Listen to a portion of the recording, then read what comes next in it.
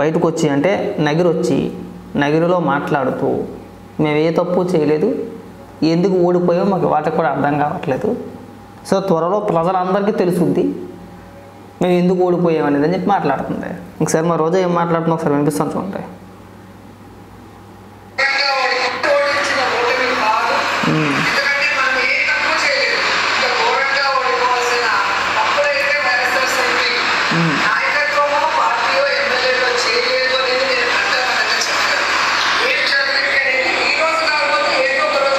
ఏం చెయ్యకపోవడానికి సిగ్గు అనిపిస్తుందా మీకు? అసలు రాష్ట్రం పరువును మొత్తం తీసి పడేసారా? ఏం చేయకూడదో అన్ని పనులు చేశారు, ఒకటి కాదు, చెయ్యని అరాచకం లేదు. ఏ రోజైనా మంత్రులుగా మాట్లాడారు? అసలు ప్రెస్ మీట్లు పెట్టి చంద్రబాబు నాయుడు గారిని విమర్శించేటప్పుడు కానీ, పవన్ కళ్యాణ్ గారిని విమర్శించేటప్పుడు కానీ, లోకేష్ గారి గురించి మాట్లాడేటప్పుడు కానీ ఏ రోజైనా సరే మనం మంత్రి హోదాలో ఉన్నాము, బాధ్యతగా మాట్లాడాలి అని ఏ రోజైనా మాట్లాడారు? అన్ని బూతులే కదా. నువ్వు కానీ, ఆ కొడాల నాని కానీ, జోగి రమేష్ కానీ, పేరు నాని కానీ, అంబటి రాంబాబు కానీ, ఆ ద్వారంపూడి చంద్రశేఖర్ రెడ్డి కానీ, ఆ లక్ష్మీ పార్వతి కానీ, ఇంకా కొంతమంది ఓకేదలు ఉన్న రాళ్ళు కానీ, అవునా? ప్రజలు అసహించుకున్నారు దాన్ని. దానితో పాటు మీ దరిద్రపోటు పరిపాలన. ఏం చేశారు మీరు పరిపాలన? జగన్మోహన్ రెడ్డి 5 ఏళ్ల కాలం పాటు ఏం చేశాడు? తన బొమ్మలు వేసుకున్నాడు అంతే.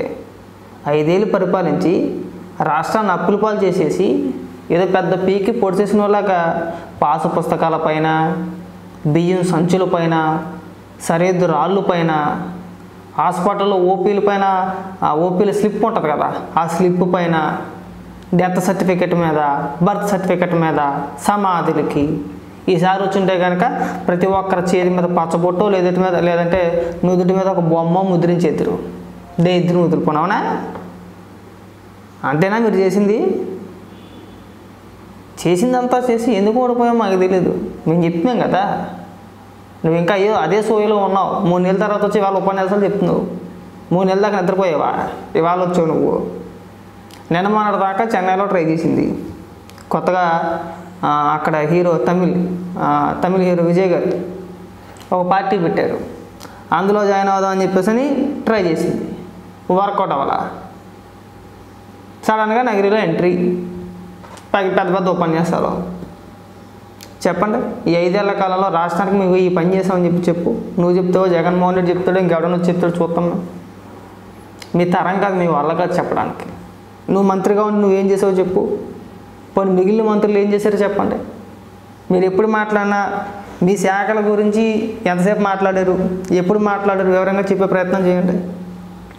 ఏ మంత్రి ఆయా శాఖలకు సంబంధించి లేదంటే ఆయా శాఖాపరమైన నిర్ణయాలు ఏం తీసుకున్నారో వాటి గురించి ఏ రోజు మాట్లాడాల.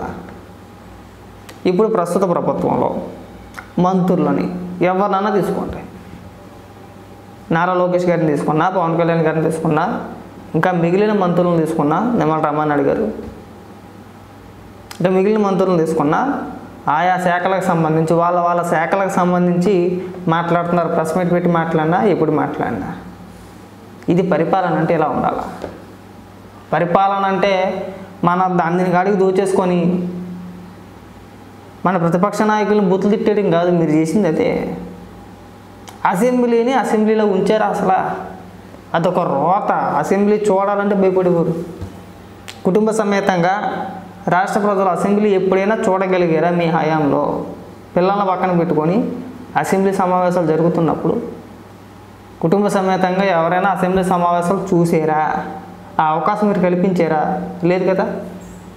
పిల్లల పక్కన కూర్చోబెట్టుకుని అసెంబ్లీ సమావేశాలు చూడండి, భయం వేసేది.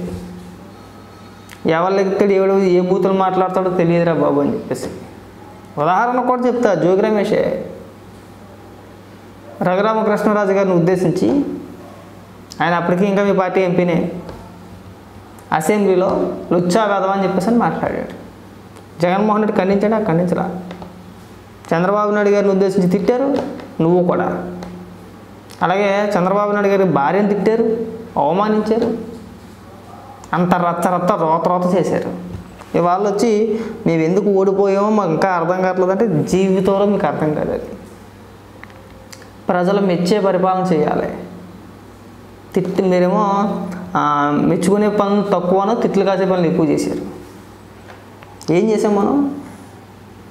అప్పులు చేసే పథకాలు మినహాయించి మన రాష్ట్రానికి పీకింది ఏంటి? పోలవరం అన్నాడు పాయే, అమరావతి అన్నాడు పాయే, 3 రాజధానులు అన్నాడు అది పోయింది, సిపిఎస్ రద్దు అన్నాడు అది పోయింది, మద్యపాన నిషేధం చేసి నేను మళ్ళీ ఓట్లు అడుగుతాను అన్నాడు అది పోయింది, చీప్ లిక్కర్ అమ్మేసాడు, డైరెక్ట్గా ప్రభుత్వం అమ్మేసింది.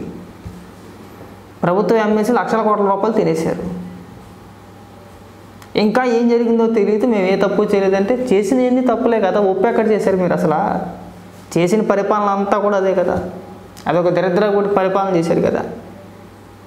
ఇంకా మేము ఏం చేయలేదు అంతా మంచిగా చేసామంటే మీరు ఒక భ్రమలో ఉన్నారు. జగన్మోహన్ రెడ్డికి ఎట్టాగైతే పిచ్చి పెట్టి మాట్లాడుతున్నారు అట్టా మాట్లాడుతున్నారు మీరు కూడా. ఇదొక కొత్త ఏడుపు మాట. అందులోంచి బయటికి రండి. బయటకు వచ్చి మనం ఎక్కడ వెనకబడ్డామో, ప్రజలు మనకి ఎందుకు ఓట్లు వేయలేదు, మనం చేసిన తప్పేంటి, జనాలు ఎంతసేపు కూడా నువ్వు అప్పులు చేసి మాకు పనిచేయి, కరెంట్ ఛార్జీలు పెంచేసి, పెట్రోల్ ఛార్జీలు పెంచేసి, నిత్యావసర వస్తువులు పెంచేసి ఆ రకమైన పరిపాలన చేయమల్లా. రాష్ట్రాన్ని అభివృద్ధి పరంగా ముందుకు తీసుకెళ్ళు, రాష్ట్ర ఆదాయాన్ని పెంచు, వచ్చిన ఆదాయంతో సంక్షేమ పథకాలు అమలు చెయ్యి, చదువుకున్న యువతకి ఉపాధి అవకాశాలు కల్పించండి. ప్రజలు మీ దగ్గర నుంచి అది ఎక్స్పెక్ట్ చేశారు. గతంలో చంద్రబాబు నాయుడు గారు పరిపాలన చేశారు, అంతకన్నా బెటర్గా మీరు చేస్తారని చెప్పేసి అని అనుకున్నారు. కానీ మీరు అందులో 1% కూడా చేయలేకపోయారు. అందుకే తిరిగి మళ్ళీ చంద్రబాబు నాయుడు గారికి అవి చెప్పారు, కూటమి అధికారంలోకి వచ్చింది. అంతే కదా, సింపుల్ కదా. ఇప్పుడు ప్రభుత్వం తీసుకున్న నిర్ణయాలు చూస్తున్నారా? మంత్రులు ఏం మాట్లాడుతున్నారు, ముఖ్యమంత్రి గారు ఏం మాట్లాడుతున్నారు అని చూస్తున్నారా? ఫాలో అవుతున్నారా? మీలాగా రోత మాటలు ఉండవు. ప్రజలకు పనికొచ్చే మాటలే, ఏది మాట్లాడినా ప్రజలకు పనికొచ్చే మాటలే. ఇదిగో మేము ఇలా చేయాలనుకున్నాం, పలానా పని చేయాలనుకుంటున్నాం అని చెప్పేసి ఆయా శాఖలకు సంబంధించి మంత్రులు చెప్తున్నారు. ఏదన్నా ప్రజలను ఉద్దేశించి మాట్లాడితే ముఖ్యమంత్రి గారు మాట్లాడుతున్నారు. అంతే తప్ప సజ్జల రామకృష్ణారెడ్డిలాగా అన్ని శాఖలకే కలిపి శాఖ మంత్రి అని చెప్పేసి ఒక నెట్టేసి ఇది ప్రభుత్వ సలహాదారుడి పదవులోని వాళ్ళ చేత మాట్లాడిపించట్లా. చంద్రబాబు నాయుడు గారికి తెలుసు ఎవరు ఏ పని చేయాలి, ఎవరు ఎక్కడ ఉండాలని చెప్పేసి అని వాళ్ళని అక్కడే ఉంచుతారు ఆయన. మరి మన జగన్మోహన్ రెడ్డి చేసింది ఏముంది? రాజకీయాలకు సంబంధం లేని వ్యక్తిని తీసుకొచ్చి సలహాదారుడు అని చెప్పేసి అని పెట్టుకొని వాళ్ళ చేత రాజకీయాలు చేయించాడు. చివరాఖరికి ఒకనొక సందర్భంలో కలెక్టర్ల మీటింగ్ అనుకుంటా, కాన్ఫరెన్స్ మీటింగ్ ఏదో, అందులో ఏం చెప్పాడంటే ప్రభుత్వం చేసే మంచి గురించి మాట్లాడండి, ప్రెస్ మీట్ పెట్టి మాట్లాడండి అంటూనే ఎవరైనా విమర్శిస్తే మీరు తిట్టాను అని చెప్పేసి అంటాడు కలెక్టర్లు పెడతారా? చేసిన లుచ్చా పనులు, చేసిన లేబర్ పనులు అన్నీ చేసేసి ఇవాళ శుద్ధపూసలో నాకేమీ తెలియదు అంటే నీకేమీ తెలియదు, నీకు నువ్వు 4 బూతులు తప్పితే నీకు ఏది రాదు.